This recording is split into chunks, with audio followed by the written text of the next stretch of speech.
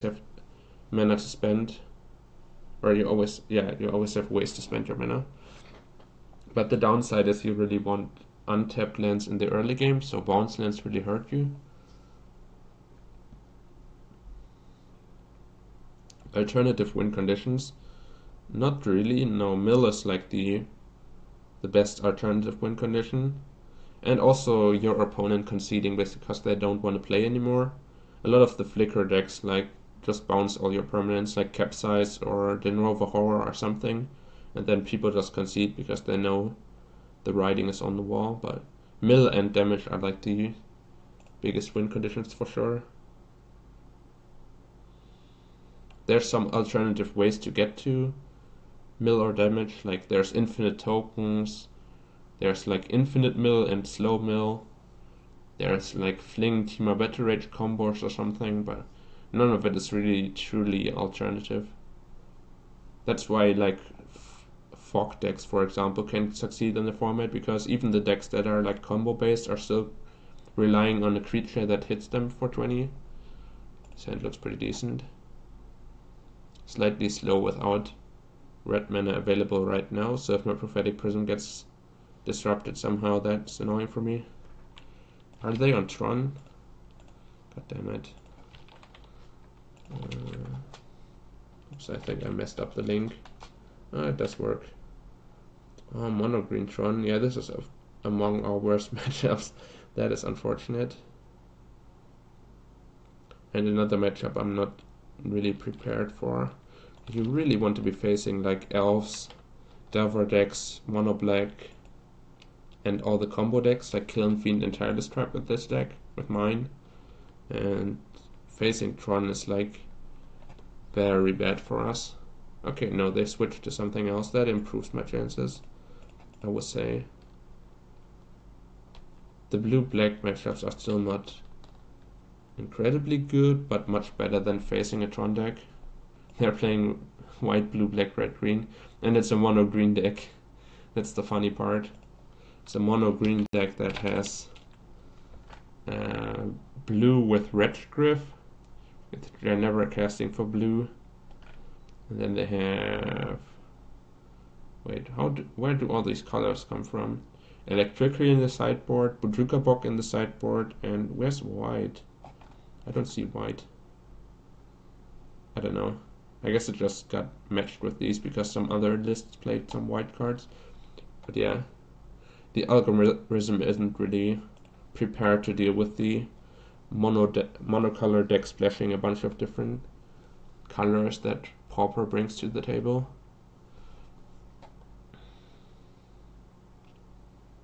Okay, I can Glintalk and recast the Prophetic Prism. That is probably smart, so that my opponent can't counter the Prism when it's currently my only draw engine. Their Augur didn't hit anything, so pretty happy about that as well.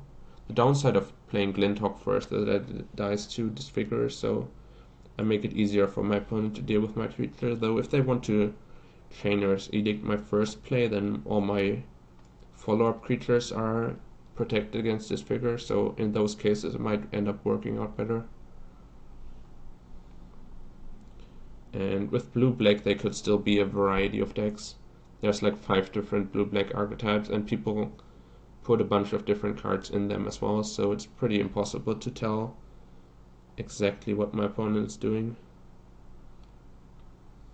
Okay, I think I'll build this and then clear their graveyard so that they have less fuel available to delve with a potential Gurmag Angler. And then also it makes their Ghostly Flicker stuff worse with no creature on the board anymore. And bounce this Prism again. That's the big upside of my mana-based changes, that I cut some Radiant Fountains, but instead I have more colored sources, so even if this Prism gets counterspelled now, I'm still doing fine in the mana department. For Git Probes, yeah, definitely a blue deck with 4 Git Probes. Izzet Delver is great.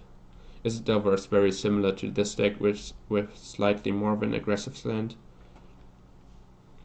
I usually play Legacy, Kiki, and Legacy and Pauper mostly overlap, so I don't often get to play the Pauper challenges, but I do play a lot of Pauper in general, yes.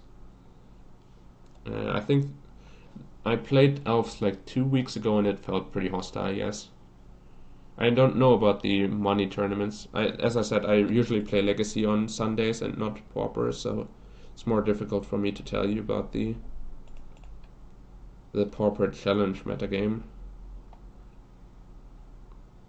Okay, there's the disfigure that I was slightly worried about. I think I'm going to play Prophetic Prism. Damn it, opponent.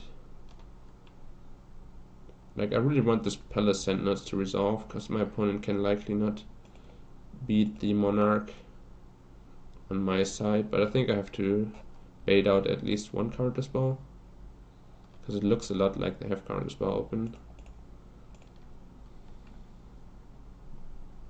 Okay, well, if they let me resolve creatures that are also drawing a card, I'm still fine with that. Now comes the tough choice between untapped land and Budruka bogging them again. I think I actually want the untapped land,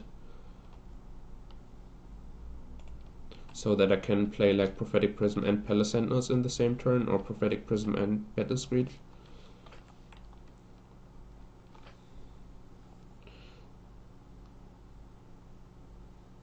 Tortured Existence is not very popular, I think. And Mono Black also did not seem too popular, but Blue Red Devil is one of the most played decks for sure.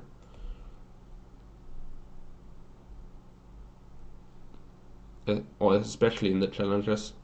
Like, you can check the top 32, and I think Reddit might even have like the full metagame overview, so maybe go on the Pauper subreddit and see what people have been playing the last few weeks.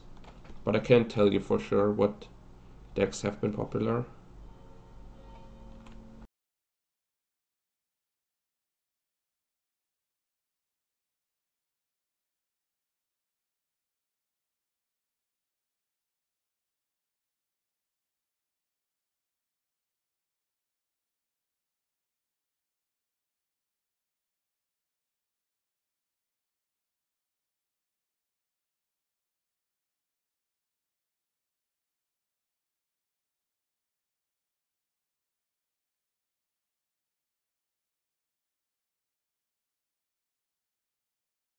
Yeah, no problem.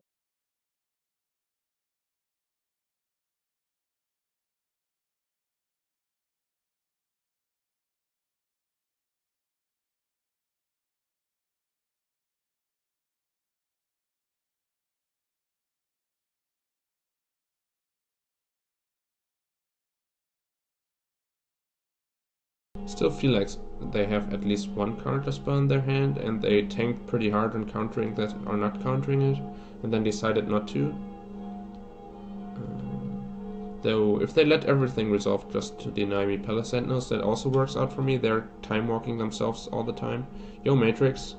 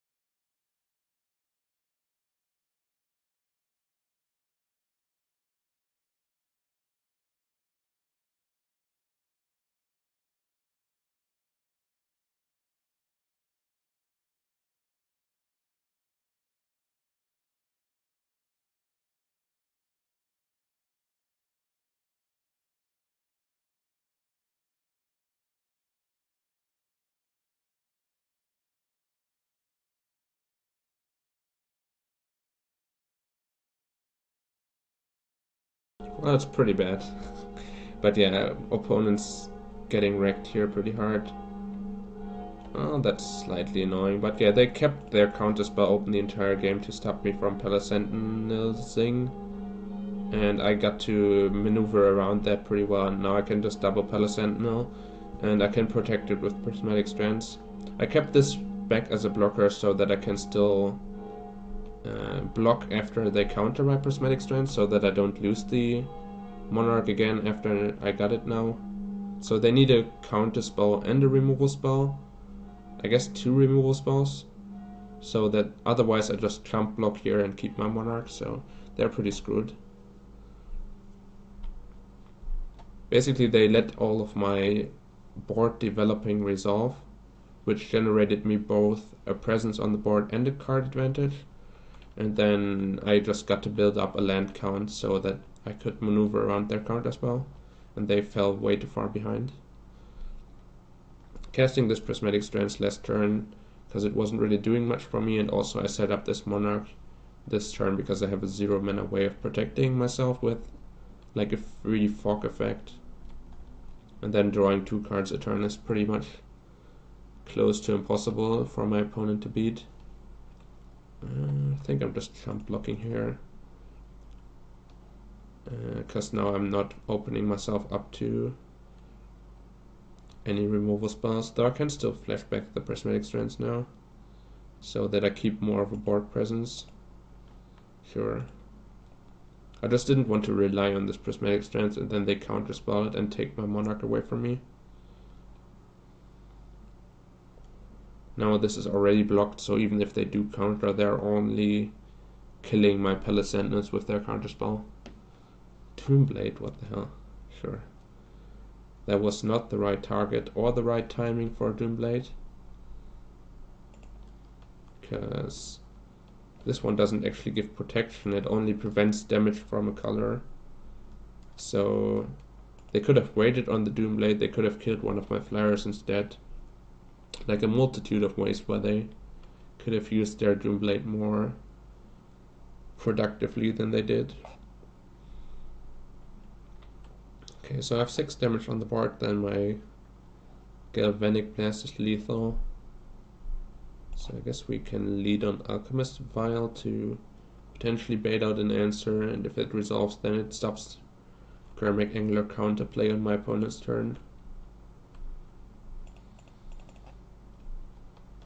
So they now have to deal with this board and keep a counterspell open for the rest of the game, or deal with this board right away, have like another Doomblade here for one of my flying creatures, and then I still build more of a board with Battle Screech. The reason I didn't go too ham on Battle Screech yet is that I wanted to avoid running into Echoing Decay, as well as some of the other board wipes that are available. Veil of the Nim, Evinkar's Justice. Basically, as long as I have more Battle Screech available to me, my opponent can't really get this board position under control.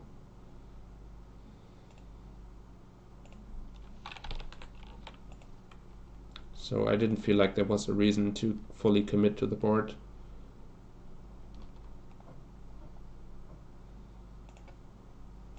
Yeah, just produce a variety of creatures so that their Echoing Decay is never going to kill too many things at once. I think I'm going to pass here. Once again, my opponent's in kind of a hopeless position where they have to do something to affect the board. And if they do tap out for something, I just Galvanic Blast them out of the game. Okay, that worked out pretty much perfectly. Felt like we played circles around them, but their draw was also kind of clunky. So these feel great. What? No, I don't want them to go to the pile yet. Relic seems pretty nice against the Angler. Like, they seem to be blue-black alchemy, pretty standard list, though Moldrifter isn't in all of the lists. And then Reaping the Graves is also a great way for us to generate card advantage by getting a bunch of creatures back from our graveyard. We use Prophetic Prism and Bujukabok to cast the Reaping, and then we aim for like casting a spell, they counter it, and then we can Reaping the Graves for 3, or they play a creature, we bolt them, and then also 3 on their turn or something. Then once we fill our hand with a bunch of value creatures, it should be pretty easy to outgrind our opponent. These Prismatic Strands seem like the worst cards for me, for sure. And then Electricity seems pretty useless. And I probably want to reduce the number of boats a little bit because I don't have any valuable targets. They are only there to put pressure onto my opponent's face, to give me some closing potential once I have the Monarch, but they kind of lose me the value game if I draw too many of them. Because like bolting Moldrifters and Augur of Boluses isn't really a great exchange. I would much rather Pyroblast those to stop them from coming into play. Okay, I think I like the setup. Can't really think of any core Sanctifier targets. Relic of Progenitus is actually pretty decent against my version with Better Screech and Reaping the Graves, but it's not too much of graveyard interaction, so yeah, I don't think there's much else. They can have Curse of, what is it called? Bloody Tome to try and mill me out, but I think 4 Pyroblast is enough protection against the curse. And they still need to deal with my board being a card down. If they spend a card on the curse, then I might just overrun them because they didn't affect the board with that card. And usually Alchemy doesn't even have that in their deck. They seem to be more creature focused with 4 Moldrifter, 4 Augur, 4 Gurmag Angler, and then some flashback stuff to both fill the graveyard and make use of Forbidden Alchemy. So once you already have this many creatures in your deck, you don't really need alternative win conditions. You can just try to kill whatever your opponent is doing and then hit them with the Gurmag Angler 4 times. Yeah. This hand's pretty mana screwed. And if they have like a null or counter spell for my Prophetic Prism, this might actually not work out for me, but it feels like it's still a keep. This is also where drawing planes instead of Radiant Fountains can come in handy.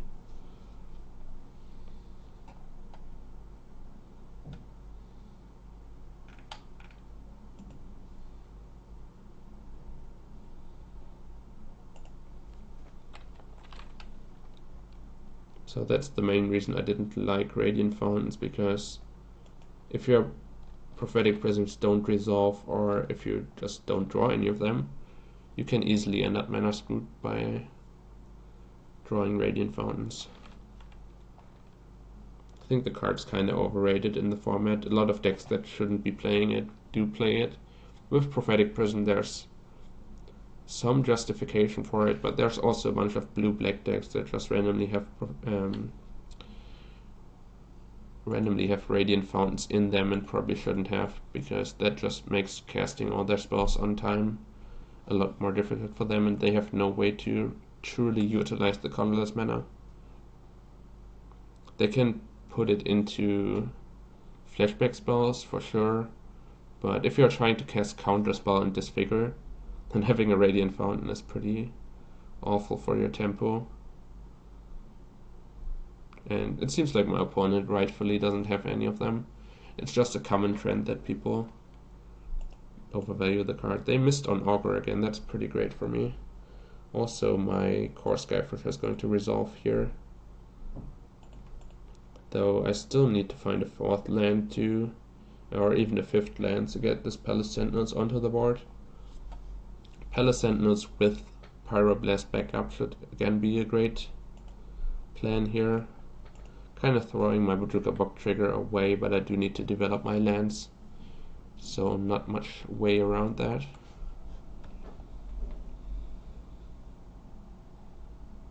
Would have preferred to get some value out of this. This looks like Disfigure. I guess taking the 1 damage is entirely free for me, and keeping my core Skyforger is a lot more favorable, so I'm going to respect this figure here and just keep my flyer around for a little longer. If they have to Doomblade it instead of disfiguring it, that's already quite a big gain. So I guess I'm going to present them with the disfigure target reasonably soon anyways. Well, 4th land was great, and now I can cast some more cycling artifacts to get to my 5th land. Don't think I want to Palace Sentinels into open counter mana.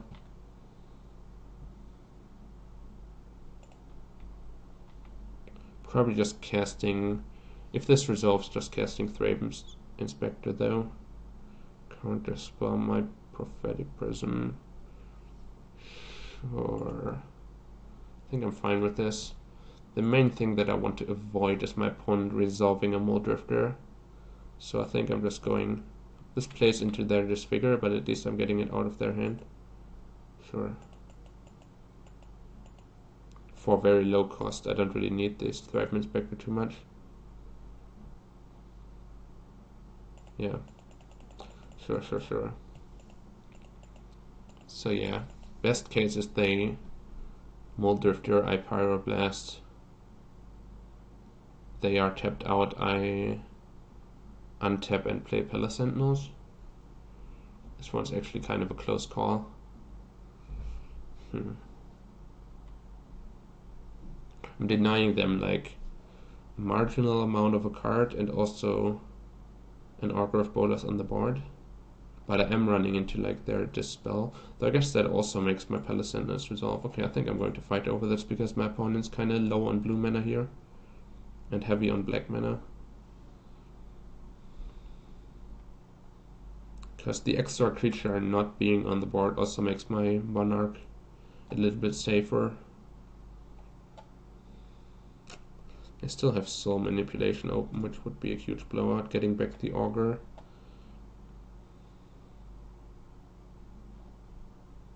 So I think I'm still not running into that. Just Alchemist Vial plus Crack Clue, and that's pretty decent. The downside of not slamming any spell here is that I allow my opponent to get away with only having one blue open. So if they have counter spell in their hand specifically, that ends up being beneficial to my opponent. But having drawn this Pyroblast, I think I can play it more patiently. I'm ahead on the board, and they will have to deal with this situation at some point. I just really don't want them to counter my creature while also getting the Augur back. Okay, they don't really have any instant speed threats. Like if they Teachings or Alchemy here, that's fine for me.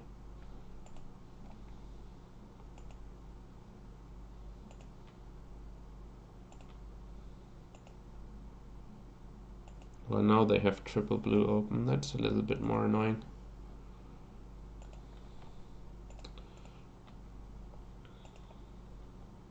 Because if they like Soul Manipulation and Counter Spell, though some of their hand has to be removal spells, which would be great for me, especially if there's a second Disfigure, because I'm never going to run into the Disfigure anymore with my current hand.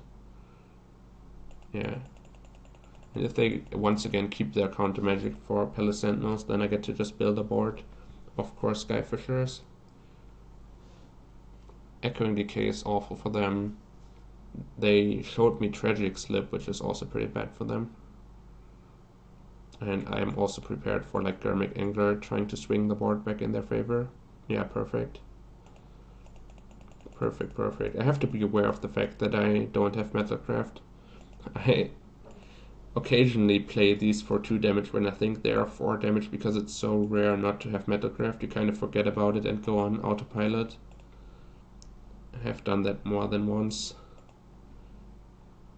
But yeah, occasionally it happens that if you don't draw as many artifact lands and they do counter some of your cantripping artifacts, that you end up without Metalcraft.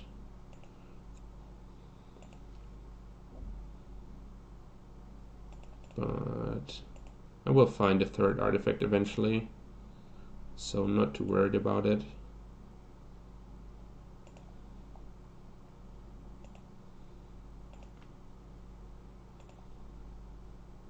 And yeah, they have a bunch of -2/-2 effects in their decks, so having all these 3 toughness creatures on the board is just great for me. Still feels like this Bazooka Bog isn't really necessary for me. I will go for the untapped land once again just to keep my tempo high. I can slam like Palace Sentinels, Alchemist Well, and Pyro Blast in the same turn, for example. Oh damn, did they find a second Echoing Decay? That would be awkward. Though I can still fight against that by killing my own creature. Shrivel, wow. Okay, sure. Well, that is a 2 for 3, and all of these have already drawn a card, so I guess I can't complain, even though it's a great comeback for my opponent. They still are getting crushed here pretty badly. Because now I resolve Palace Sentinels on an empty board. I will Galvanic Blast the Augur. Because now it's an 0-2, so even without Metacraft I end up killing it.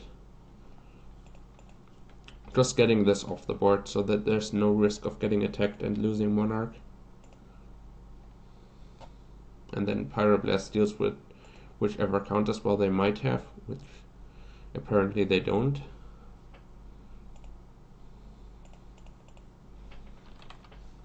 And then that should pretty much lock up the game. Because like I have an answer to their Muldrifter, which is their best comeback mechanic, and I do also have an answer to a Gurmag Angler, which is their best way of contesting the board. So basically their follow-up spell has to be flashback based for them to have any chance in this game. But I think I'm going to let it resolve. But it's still incredibly slow, and I'm drawing 2 cards a turn, so it can't be too big of an issue.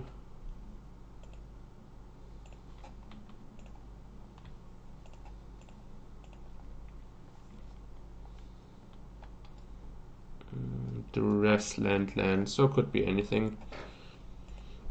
It's not that hard to be better than Duress in this spot, so it doesn't tell me a lot about the quality of the card they took. It could be incredibly good, or it could be very mediocre. A white E2, thank you for your follow. Welcome to the stream. Okay, let's get in there. There's not really any flash threats that I have to respect in Pauper. When I started playing Pauper, people were like playing Trapjaw Kelpie in their mystical teaching stacks because it was a creature you could search for, but I don't even think it was a good idea back then, and it's definitely not a good idea now. It's like a 6-mana 3/3 flash persist. So you end up with like a very, very poor impression of a Teferi. But yeah, no more flash threats in the format. Basically anything my opponent can do at instant speed is just more card drawing, and nothing that threatens to take away the Monarch from me. That's the reason why I would care about instant speed things coming down, basically.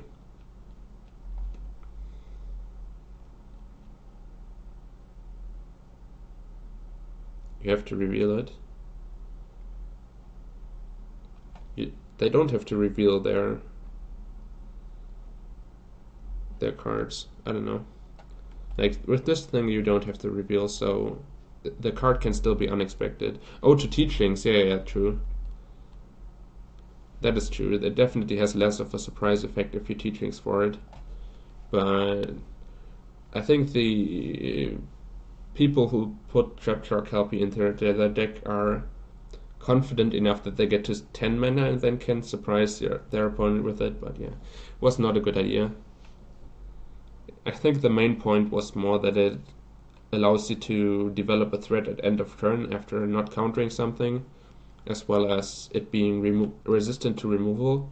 But for that slot you can just play Sprout Swarm, which is also an end of turn threat that is resistant to removal. It was not a Legacy Mox, there's no more Legacy Mox, but I played the Legacy Challenge last week. And yeah, there's like one challenge per format every weekend, which we are currently playing in Pauper, Bladewing. So just a random money tournament with no qualification or anything on the line. You just enter with 25 tickets, and then top 32 gets their entry back, top 8 gets a bunch of money. That's basically what's happening there. It's like the standard big tournament for every format. Like modern, limited, and standard get like real tournaments, PTQs, and MOXs, and all the internal formats have their own format challenge to make up for the fact that they're not part of Premier Play.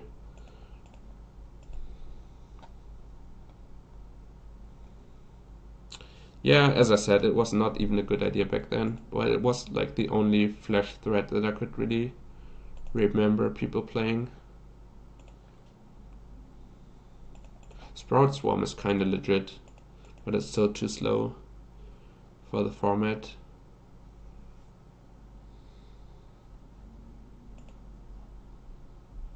No, don't disfigure my frame. Yeah, this is what it comes down to. Once they're behind, pathetic plays like these are coming out. They have to throw 1-for-1 removal at creatures that have already drawn one or multiple cards. In this case, the Palace Sentinels is going to draw me like 10 cards or so, and the Trademate Spectre has already replaced itself, so... What? Okay, there we go. Snapcaster Mage. Well, not in Pauper. Obviously there's good Flash creatures in Legacy and Modern, like Spellqueller, Vendilion Click, Snapcaster Mage, a bunch of them. Restoration Angel. I'm not saying there's not good Flash creatures in Magic, there's not good Flash creatures in Pauper.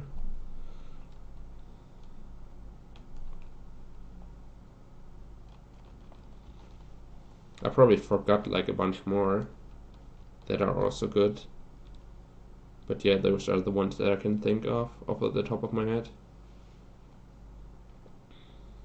Script Ranger is like kinda legit. Favorite instant in Sorcery with Flashback? I mean, definitely Brainstorm after a Snapcaster, but that's dodging the question. Let me think. What's my favorite instant or sorcery with Flashback? Huh. It's an interesting question. There's so many.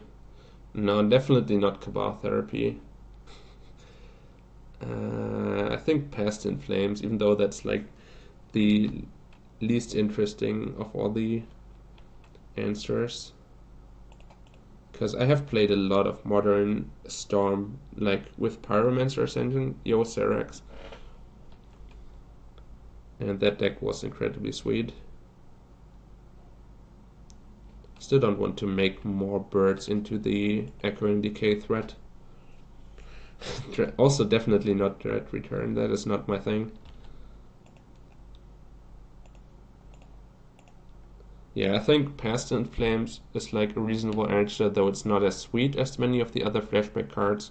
And then like Mystical Teachings is super sweet, and I like that quite a bit. And I'm not sure if I'm forgetting one.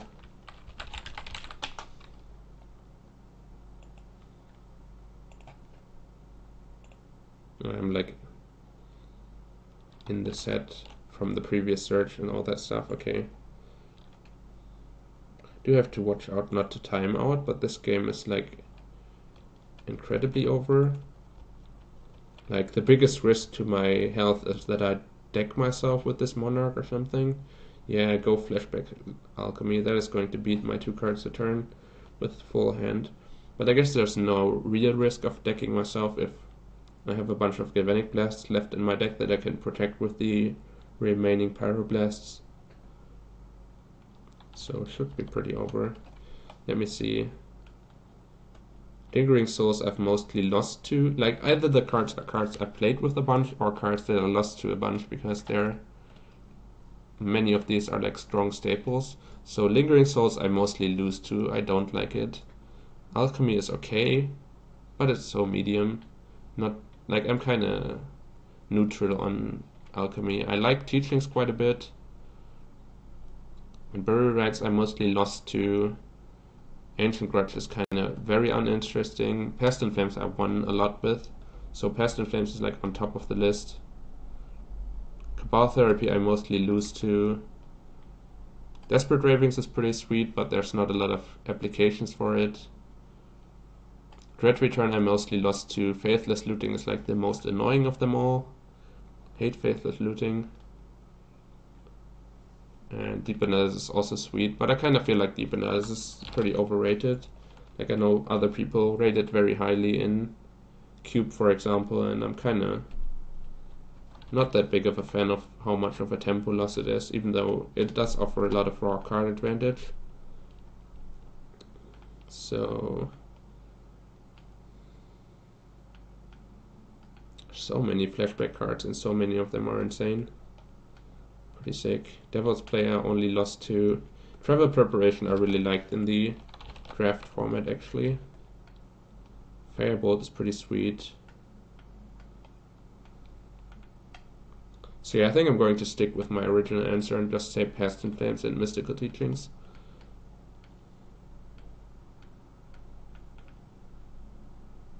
And I mean, Moments Peace also pretty sweet, though that doesn't lead to the most interesting gameplay for either side. You're like Moments Piecing their draw step every turn, and they're like sitting there hoping you finally run out of Moments Pieces. So,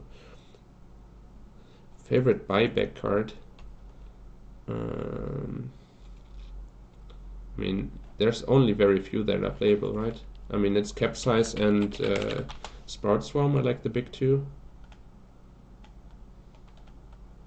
Yeah, it has to be Capsize. I guess Forbid is reasonable as well. Corpse Dance is super sweet. I think I'm still entering Capsize. Many of these, if you ask me my favorite, are just going to be the most powerful one because I do enjoy winning quite a bit, but not sure if that is the intended way of answering these, but most of the time it's the most blue of all the cards and the most powerful of all the cards that I'm leaning towards. Yes. And I still have to make sure I don't time out here. Very, well, not very, but slightly surprised by my opponent's persistence in this game when it has been over for quite a while.